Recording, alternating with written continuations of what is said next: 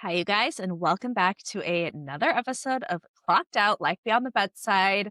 You guys are gonna love the guest today. Her name is Kelly Greytok. She is RN. She is so much fun and so knowledgeable. So she was working in like ER care. She was working in home health. She had tons of different nursing roles, mostly traditional jobs before she went out on her own and started her own business in 2019 doing private recovery nursing. So she basically travels across the United States. She has also recovered patients in Turkey, and she basically recovers patients from plastic surgery, which is, I feel like it's a dream job. She has created her own business. She has put herself out there. She is a wealth of knowledge about business, about money, about nursing. And she is so much fun to listen to and learn from. And I get so many DMs of nurses asking, like, well, I don't want to do bedside anymore. What can I do? And Kelly is like the most inspirational person when it comes to this question because she had to sit down herself and think about like, well, what do I want to do? Who do I want to serve? Like, what can I do with my degree? And I know that you guys are going to love this episode. So let's get into it. Kelly, thank you so much for joining me today on Clocked Out. To start, can you tell us a little bit about your nursing journey and how you went from a traditional nursing role to becoming a concierge private recovery nurse? Yes, thank you for having me. I know this has been a long time in the making. Yes. So, I would say my journey, I hear a lot of people saying that they were burnt out kind of at the hospital and were just ready to get out. That really wasn't my situation. So I've done well, first off, this is exciting for me. This is the first podcast I've done that I'm actually talking to nurses, which is fun because I love that. it's like we all speak the same language. Exactly. So I will say I did most of my nursing has been in the ER in emergency medicine. That there did come to a point, like many people, this will resonate with a lot of people, that I was just like, it's time to go. I just felt tapped. I just felt like I had to do something else. I was just kind of burnt out on that. Even though I loved it, I just felt like emotionally I had to go. So I've done med surg nursing. I've done home care nursing has actually been other than this job now, was my favorite. I did that for a little bit. And then a little bit of post-op recovery type stuff. This is interesting. And I thought of you in this upcoming podcast when this happened, because I recently heard from a girl who reached out to me and I haven't seen her. She moved away. So I haven't seen her probably in 8 years, 9 years. And she said to me, she goes, oh, and I kind of forgot about it because wasn't that good of friends with her. But she said, oh my gosh, Kelly, I just stumbled upon you on Instagram. And she said, I remember like 8, 9 years ago, she was walking through the emergency room, like delivering a patient. And she said, your hands were full. You had like a catheter, whatever, right? All the things like a catheter and a syringe or whatever. Yeah. And she said, and you looked over and you just said, there's got to be more than this. And I said, oh, that's so funny, because I don't remember feeling like burnt out or anything, but I do remember thinking like we work so hard. Mm-hmm. And I don't know. So anyways, my role, I think not to sound woo woo, but first of all, I'm a huge manifester and that's kind of my jam. And also one of the reasons I got into nursing, because I've only been a nurse for about 15, 16 years. Okay. And I really wanted to be able to do volunteer work. I just thought that sounded so cool to be able to like have a skill that I could actually offer, go to, third world countries, things like that. And so I did a little bit of that. And then I did a self-led. I just kind of went to India by myself, met somebody there who owned a school, and I assessed all these kids, and I assessed their teeth and their eyes. Like in the ER, whenever we have teeth or eyes, like we're consulting, we don't really get involved much. I sat down with the pediatric dentist. I sat down, with an eye doc before I left. And so just did these assessments. And I really felt like that rocked my world. I came back thinking, this is what I want to do more of this. And when I had done other mission trips, it was one of those situations where, you're supposed to like raise all this money, which I'm never comfortable asking for money. Mm-hmm. So I would just pick up extra shifts and then you pay this however much and then you go. And I really felt like when I got to Haiti or wherever the end destination was, I just felt like I wasn't being helpful at all. And so it seemed, I just felt like that itch wasn't being scratched. And so when I went on this India trip, it just was really, I felt like it really mattered and it was a really successful trip, but it was, the turnaround time was insane. It was like 9 days and that included travel. And I was working in the ER at the time. So I had to I pretty much didn't have a lot of extra money because Yeah. I had paid all this money to get there. And, I paid for all the supplies because I was just kind of going by myself. And I remember thinking talking to my sister about it at the time. I'm like, I need to work less and make more money. Yeah. And I think that's what really started it. I think my sister and I we're twins and we spend a lot of time talking about, building an intentional life.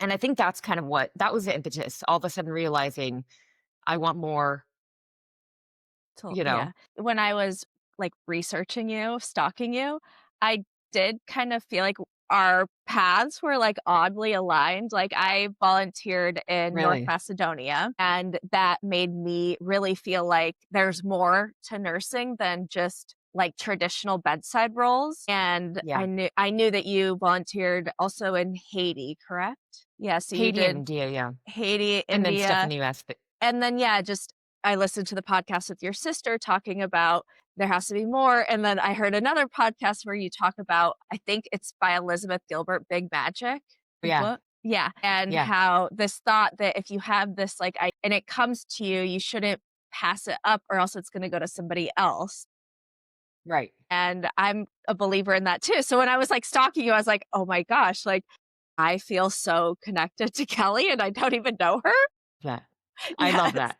I love, Yeah. yeah, that definitely resonates with me. Yeah. So, how long did you work, I guess, traditional roles like home health, ER, before you got into your concierge nursing job, your private concierge Yes. nursing? So there's a great question. There was an overlap, but Okay. of course, as I was starting this business, I was working, part-time and then, well, full-time, both of them. And then, so there was an overlap, but I would say about 11 years, I was the traditional nurse in the hospital, which I know a lot of people are now trying to, the whole concierge term is really taking off. And people, I hear from a lot of new grads and everybody wants to jump right into it. But I definitely would not have been able to create what I've created had I been a new grad. But I would credit you with this. I feel like you invented this job. Do you agree with that? Yeah, so my origin story is and this is a little woo woo, but Okay. I was Right. trying to think of something different. I was trying to think of something different and I was trying to think of something that wasn't being done yet. And I kind of was journaling about it for about 4 months. And then I remember I had the idea and I thought, well, surely that's being done. And I kind of thought, well, I'll be I don't think I even realized what the term concierge was. I think I thought I'll be like a butler or like a waitress for plastic surgery patients and I'll handle everything. And then I thought, well, surely someone's doing that. Now there are people that would claim they're doing that. I remember paying $150 to a girl, lovely girl, who was like, oh, I'll show you how to do this. And here, this is, now I should say this because this really matters. This says a lot about my personality. So I show up to the phone call. She can't even see me. And I show up with my notebook, dressed business cash, in my office. I am ready for this little talk. Yeah. And it was very, and she was kind of being real, very casual about it. But and I had questions and everything that she said, even though she's a lovely human, everything she said about the business, I thought, oh, yeah, that's exactly what I'm not going to do. Right. Okay. Okay. And so I really couldn't find what was in my mind. I couldn't find it out there. So I have been always kind of the follower. Any nurse that's ever worked with me, I'm just kind of easygoing. I'm not one to stir the pot or be like a huge leader. I'm just easygoing. And then I have an identical twin who's definitely she's in charge. So I've always been Mhm. like, okay, whatever. And when I couldn't find anybody doing what I'm doing, I thought, well, I guess I'm just going to do what I want to do, which Right. really created the space for me to think outside the box. Because had I gotten into it now, I know what I would have done. I would have looked on Instagram because that's the plastic surgery platform. I would have looked on Instagram, Yeah. seen what everybody else was doing, and I would have mimicked. Yeah. Instead of And so, creating your but own path. I never, right, right. And then that I think is a mistake that a lot of people trying to do what I'm doing, that's the mistake they're making. Just trying to copy like your journey exactly. Or just trying to jump to where I'm at and just kind of rinse and repeat. And even Yeah. though that's a compliment and, the form is, greatest form of flattery, blah, blah, blah. But there's been a lot of mistakes I had to make and things I've had to Yeah. try that didn't work out that have Yeah. led to this, that had I not gone through that, I wouldn't be where I'm at. And I've Right. just learned a lot of lessons, I along the think way. I think like I get so many DMs from nurses saying things kind of similar to what you're saying. Like, I feel burned out. I know I want to do something else. I don't know what to do. And it's challenging because nursing is so flexible and allows you so many paths and opportunities. And there's probably still paths that don't exist. If you're not watching this, I'm putting like air quotes, but don't exist yet that somebody is going to come up with. So how did you go from, like, journaling and brainstorming to getting to, like, okay, plastic surgery, being a private nurse? Like, how did you go from that to where you're at? Yeah, and make that jump. Oh, so the first thing this is the recommendation I would have for anybody listening that's wanting to do something like this is, first of all, I ask myself a lot of questions and I think questions are powerful. And of course, then I answer them. But one of the questions and I used to say, if anything is possible, dot, dot, dot. Now I know anything's possible. So now I say, knowing anything's possible, what do I want? Okay. So first of all, what do you want? Like, what kind of life do you want? Then who do you like working with? Because most people would not like working with the people I serve. Like most of the girls I used to work with in the hospital, they're like, oh no, Yeah. because I work with the fanciest of the fanciest. And it's a lot of fluff and a lot of people that have very low tolerance for discomfort, things like that. But I know that when I was in the emergency room, I love older women. I love women that aren't really sick. I love people that are baseline healthy and they're doing something to invest in themselves. I love the woman who comes in, the older woman who's, broken her femur, but she's been doing Pilates for 20 years. So she doesn't need a catheter and she can just bridge while I'm putting her on a bedpan. I love, those type of women. So I think the first thing is to know who you like to work with. Because I definitely know anyone listening to this knows who they don't like to work with. Like, Yeah. don't give me a trach. Yeah, No. yeah. You know what I'm saying? I can't do it. I can't do it. We all have those people that we love working with and we don't. And so you have to know who you like working with, who you want to serve.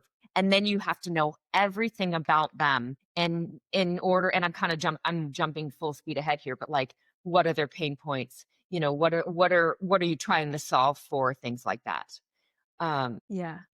My gosh, I love that so much. Like, I feel like right now, I'm happy with what I'm doing. I love it. I don't work bedside anymore, but, like, you're inspiring me. I'm like, "What else is out there?" There's so much out there. And the one thing I want to say too, even though you didn't ask me this, I want to just throw this out there. Because of course, with any success story, there's the naysayers and the people that are like, well, you need a doctor. No, you don't. No, as long as the brilliance about, and I really haven't talked to the listener like much about what exactly I do, but the brilliance about what I do is I'm not doing anything a family member can't do, Yeah. which liability wise really protects me. And I just do it better and I know what I'm doing. And if there's a problem, I'm going to see it quickly, all those things. And so I'm not tied to the medical chart. Like I had a surgeon the other day. He was like, you should, while I was waiting for the patient to be done with her facelift, he's like, oh, you should come in and just observe in the OR. And I didn't say this, but in my mind, I'm like, absolutely not. Because then I'm tied to the medical chart. I don't want to be tied to the medical chart. So Yeah. I don't start IVs. I don't manage IVs. I mean, in one time, so they were like, oh, well, we'll just leave the IV in her, just to kind of help you out. And I'm like, no, pull it. I don't deal with IVs. I don't do injections. I don't penetrate the skin. Like I've made my insurance policy or my contract very specific because I don't do those things because I don't want the liability. Right, right.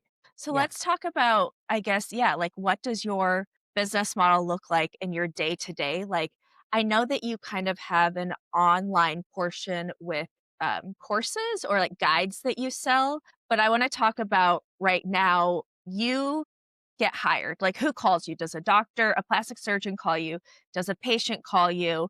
And then what does it look like from there? I felt like I needed the surgeons to refer me. And so I started by sending beautiful, expensive packets to over 300 surgeons in Nevada and California because I'm based in California. And so then my hope was that the surgeons would refer me, which that did happen a little bit. It usually only happened when surgeons were desperate. So like sometimes I had surgeons call me themselves. That's when they're like desperate or their person's caregiver isn't available or something because because of anesthesia everybody has to have somebody for at least 24 hours. And so all of a sudden the threat of losing all the money was gone or was there because the person wasn't going to be able to have the surgery because they didn't have a caregiver, so the surgeon would reach out to me or the patient care coordinator would reach out to me, or somebody would just be in the office and say, oh, I don't have anyone to help me, and they would say, oh well, we got this thing, here's this girl, you can call her. And then they would reach out to me by themselves. That was how it started. Now,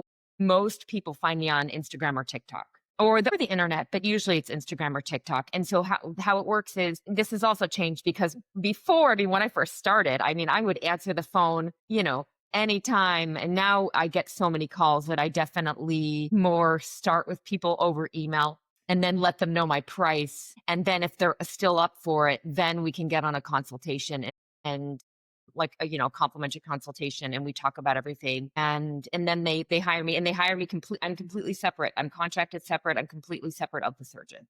No kickbacks, no referral fees, none of that. Okay. So they hire you and you book out their plastic surgery date. And then I know that you travel for this as well.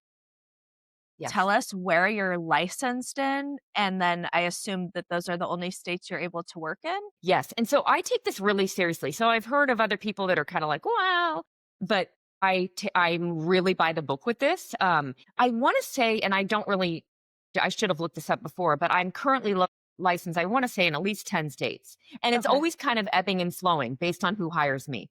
But right now, my main state is California. Unfortunately, that's not a compact state. And Yeah. so every time, for example, somebody just hired me in Missouri, so I have to go license, fingerprint. I have to do that for Missouri. And Yeah. so I'm currently licensed in like 10 different states. Yeah. And so, and then, like I'll let them lapse. Like if I'm not, because I don't, and then I just pay again if I have Yeah. another patient hire Yeah. me. Yeah. So do they hire you like 2 days, 3 days? You fly to their surgery, and then how long do you Yes. stay there? So I always arrive 2 days, especially when I'm flying. I always arrive 2 days early because just with flights and, I just kind of like to get there, get settled, grocery shop and all that because I do all the food. So I'm a minimum of 3 days. Most patients keep me 5 to 7. And then every once in a while, like I have a patient in the end of January that's keeping me for 9 days, which is a little excessive, but I've worked with her before and she's having a lot done. And so, yeah, but it's usually 5 to 7 days. And are you Yeah. usually staying with the patient in the hotel or the Airbnb, or do you have your own setup? That's a great question. It's so funny because this is also like, I know all this like the back of my hand, so I keep Yeah, forgetting. Like no, you it's don't know great. this, okay? So I'm Yeah. with the patient the whole time. The only time I run out is if I'm going to make them more soup for after I leave or something. Okay. I'll run out to the grocery store, but I'm with them the whole time. Usually, it's either in their home or a hotel or a rented Airbnb.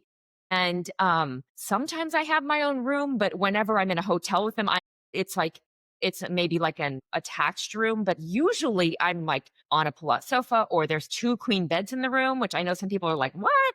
But I Yeah. am right there. It's very intimate. I'm with them, I am by their side the whole time. I have a baby monitor if I'm in another room, so I don't miss a beat. Yeah.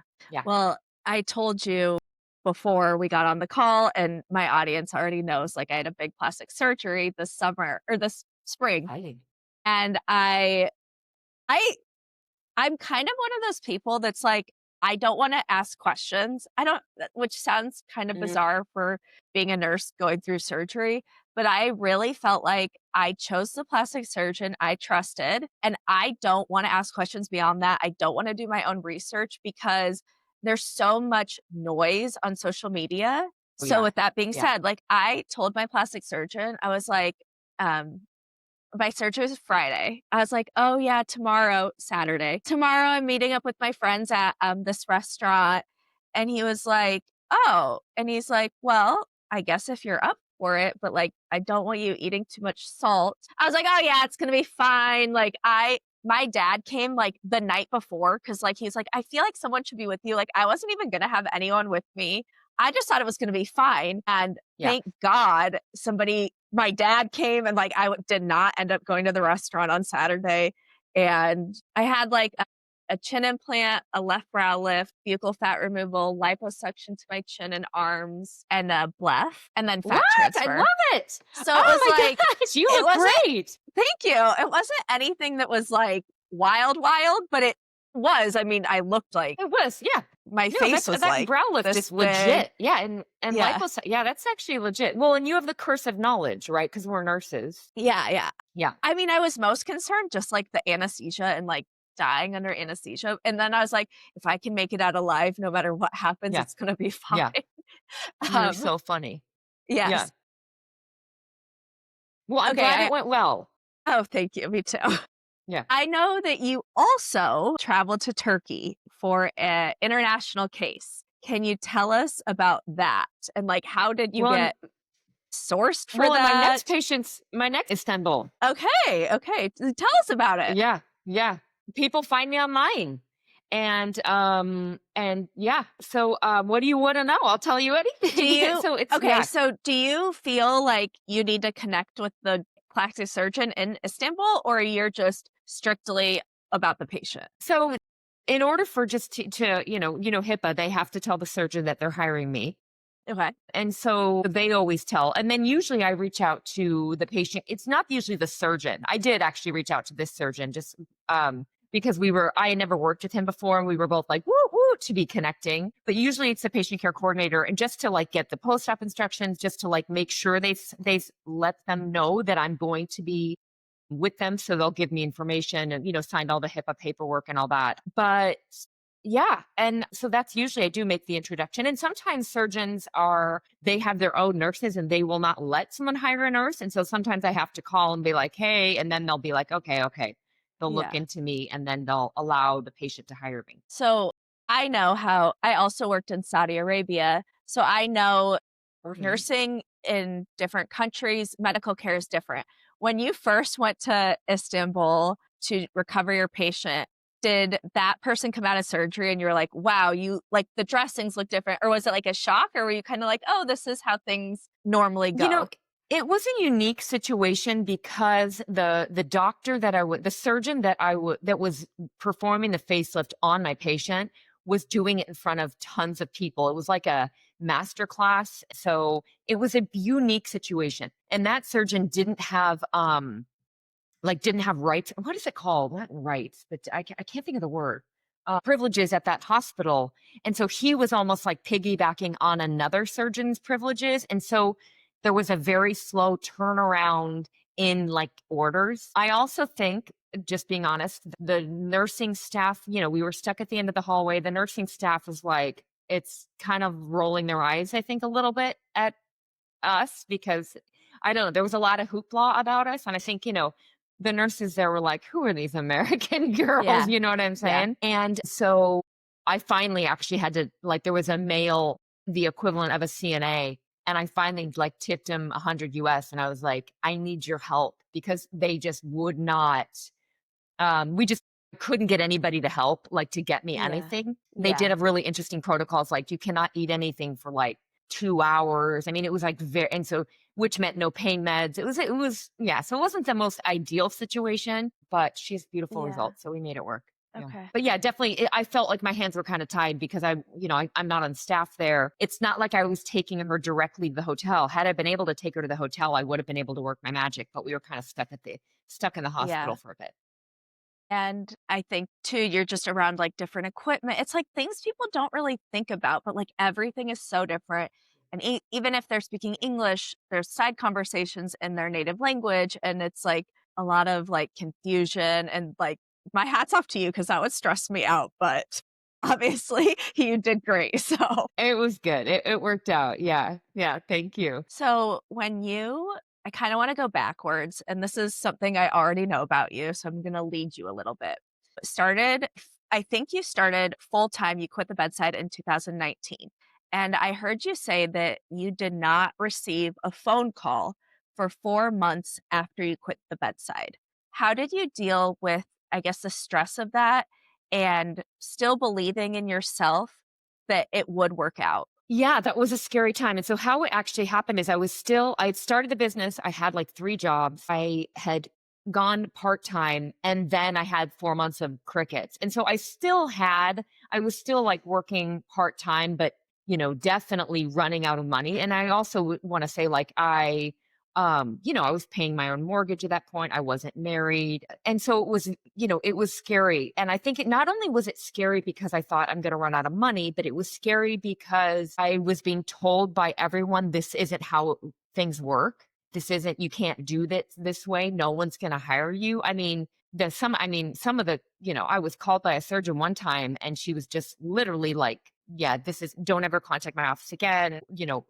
This is never going to work. No one's ever going to pay you that. No one needs this. And so I think this was just, confirmation of, oh my gosh, maybe I am crazy. Maybe this isn't going to work. Maybe people don't want this. And so it was hard. A lot of tears and, believing something that you have no evidence to believe. And I definitely didn't have evidence that 4 months. So that was really scary. And I think just continued to journal, continued to try to believe, pinched my pennies. And obviously I have my parents are lovely and I knew I could borrow money from them. So that was something that I'm lucky in that sense. I didn't have to, luckily, but I don't want to paint the story like I was down and out. But when you're trying to create something, and you put all this money into it, you go part time at your job, and I'm trying to like get out of the hospital completely, and then all of a sudden 4 months of nothing, and not even like a consult where people are saying no. I wasn't even getting calls, and so that was scary Yeah, for sure. I imagine. Yeah. Yeah. And you've touched on this a little bit, but like all that noise, and especially now with social media, like self doubt, other people doubting you, like it's so scary and uncomfortable. And it's just like pushing through that to get to the other side. And now you can be like, told you so. Like, here I am, and I made it. And I think that I am a really firm believer that you can't fail unless you're giving up. Like, so I think that people sitting listening to this thinking like I want to do something else, that are scared, or what if I can't do it? Like, I believe that you can do it, and the only way you're not going to do it is by giving up. So you're kind of a testament to that too, because All of that comes up. And entrepreneurship, it's been the coolest thing I've ever done, but it's also been incredibly difficult. And there's been a lot of growth. But anything that you hear that happens. I mean, and at every level, the who do I think I am, the imposter syndrome, I've lost friends, just making more money and up leveling, and just all of that happens, and it's incredibly uncomfortable. And there still is that, in the middle of the night, this could all fall apart voice. I will say, and I know you probably heard me talk about this on another podcast, but the one thing that I struggled with for years that I'm not struggling with anymore because I've played my cards right is I definitely don't have money insecurity anymore. I think I've really set myself up to, and I'm single and I've been single for 3 years now. Is I've really shown up for myself and done some smart things with my money. So I definitely don't feel that like money insecurity anymore, which has been a huge gift in my life and a gift to myself. So that's been great. But yeah, but all of that comes up. Who do I think I am? I remember the first time I said I'm what did I say? It was so hard for me to say my like little like the top, plastic surgery recovery nurse in the country or whatever. And that was so hard for me to say because who am I? yeah, And yeah, I remember when I was thought of that, I was like, oh, I should say this for the listener. This is really important. So one of the things when I first thought of this, I was like, what do I want? I was like, I want to be an expert at this. I want to be like the person when it comes to the recovery side of things. Nobody's claimed that spot. I'm going to claim that spot. And in case any of the listeners are not like, can't see me, I am not the person you would plug into the plastic surgery role. I mean, if you were to look at me, I'm just not. I mean, I like to camp. I like to hike. I don't wear a lot of makeup. I don't resemble a Kardashian. A lot of the people in the plastic surgery space don't look like me. But I actually think that has helped my niche. I actually think that that's helped my business. But when I thought of, claiming this spot and putting my stake in the ground of this is who I am, I thought, well, if that was true, and this is how one of the things I was mentioning, I like to ask myself questions. If that was true, what would I know? What would I be talking about? How would I be presenting myself? What would I be learning? And there were things I didn't know, like, gynecomastia. I didn't know what that was, and so I made flashcards, all the stuff I didn't know, and I learned about all of it. Mhm. And then just filled in the gaps, anything I didn't know. And we're not haven't even talked about the business side of things. I mean, I literally Googled how to start a business, Yeah. you know? Yeah. So yeah. Same. Yeah. It Well, is, and go ahead. no, I was just gonna say it is super challenging, everything that you're talking about. It is challenging. And I think that I see people, and I'm really shockingly, I'm not on social media that much anymore. That's actually been the one part of this job that I don't enjoy. And so I wouldn't even have social media if I didn't have this business. And so it may look like I'm on a lot, but I'm really not. But every once in a while, for the sake of like, because eventually I'm like, oh God, I'm starting to feel it's time to like pass the baton a little bit. And I definitely think there are enough patients for all of us. So I am getting to the point where I'm like, I have a course created for other nurses to do what I've done. I just haven't filmed it yet. But Okay. anyways, Amazing. yeah, yeah.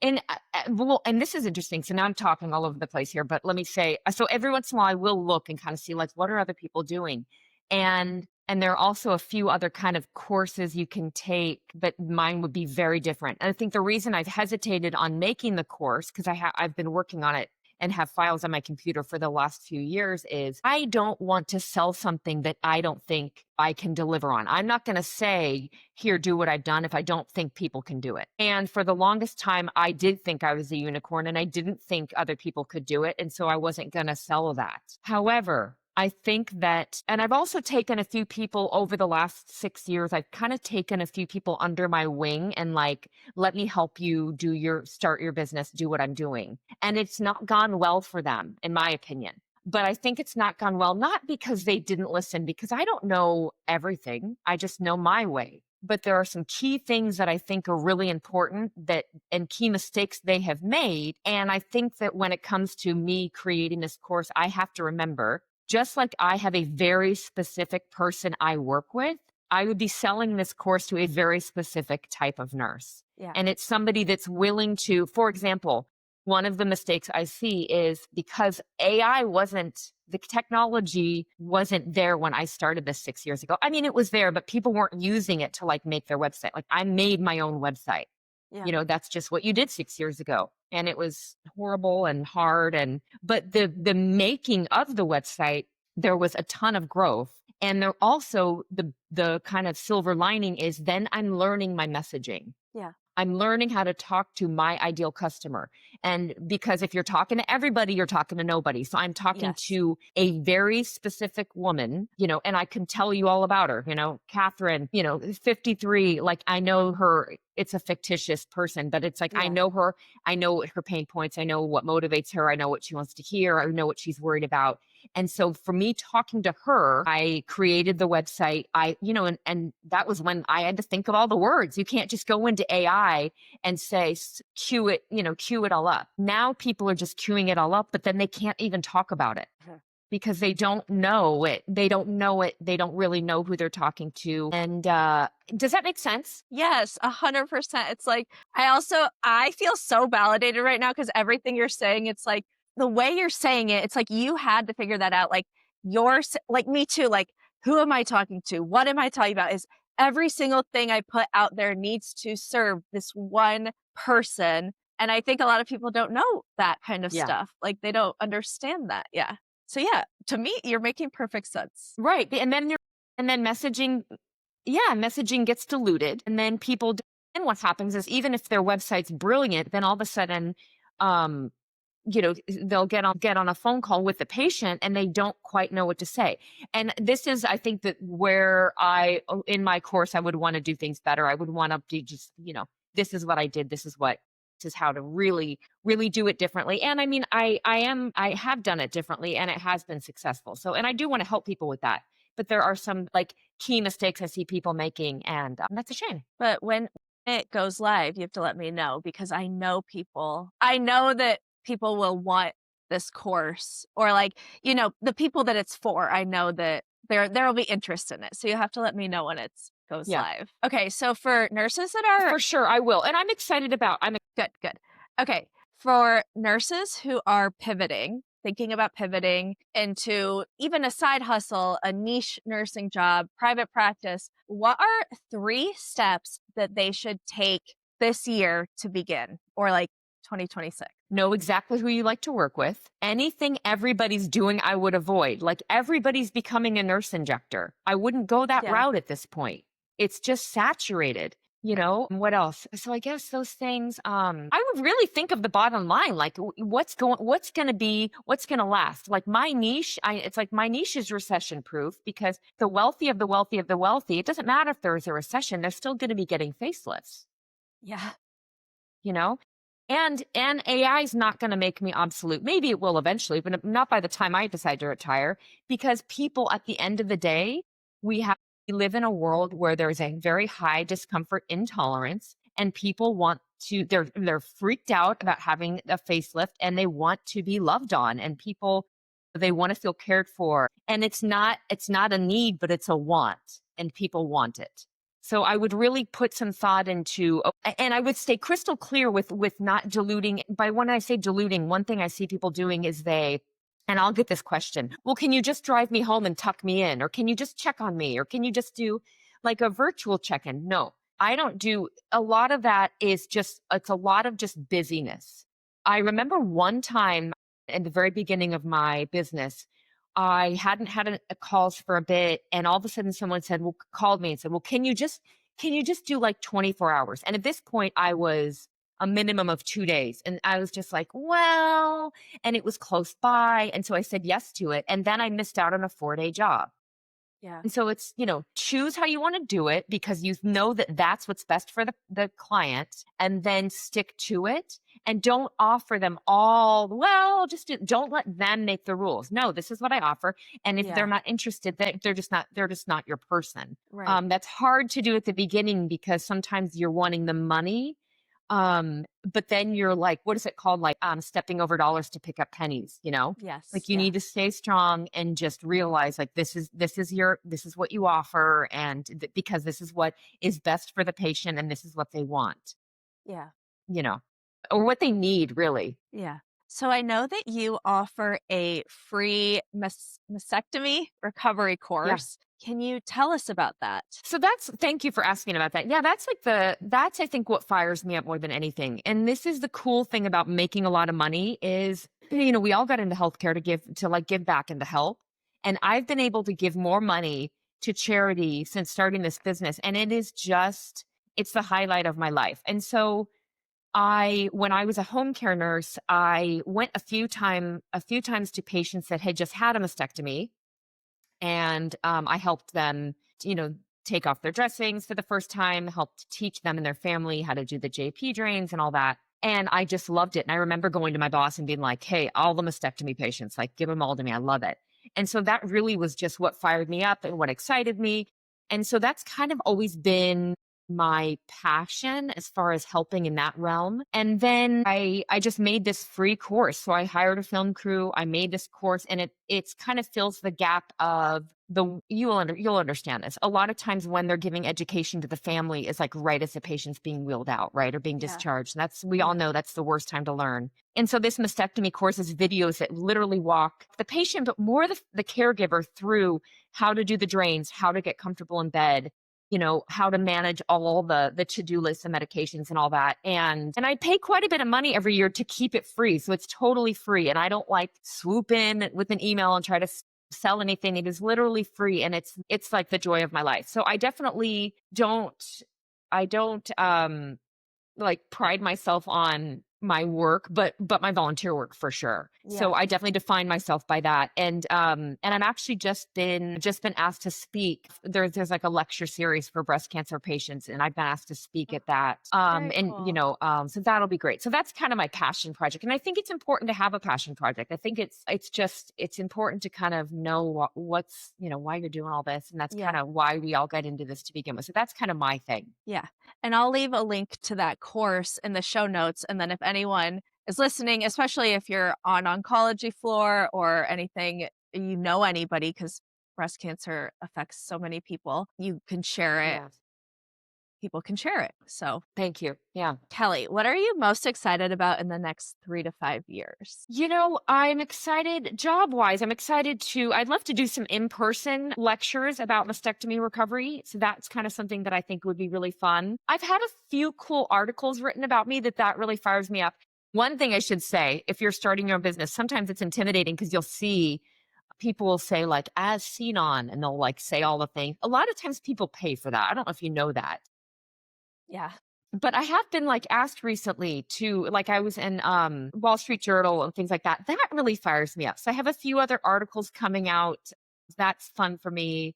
Yeah. Um yeah, yeah. So that's exciting. It's just kind of proof of concept and that's fun and helpful. Yeah. Yeah. What outside of nursing and your busy work schedule, what keeps you grounded? I don't I couldn't be doing all this if I didn't like take really good care of myself. And so exercise is definitely something that's like and my diet is like the cornerstone of me being able to do all this. Well, me be able to physically do it and then just, bounce back and all that. So that's kind of my sanity, I would say, getting outside regardless of the weather and just walking and just exercise. I think that's like super important. That's been Yeah. helpful for me for sure. Yeah. Okay, this is always the question that I end on. What is your Ooh, favorite place to travel to? New Zealand. Yeah, for sure. Okay. I've never Have been, you but been? I no, but it looks amazing. I'd move if I could take a few key people with me, I would move there. But I don't think they're having a lot of facelifts there. So, Probably not. It's a little bit but I more it love seems like I love New Zealand. yeah, it seems a little bit more natural than maybe the United States. Yeah, anytime I've had a few patients from New Zealand that come here, Yeah. but yeah, I definitely love New Zealand.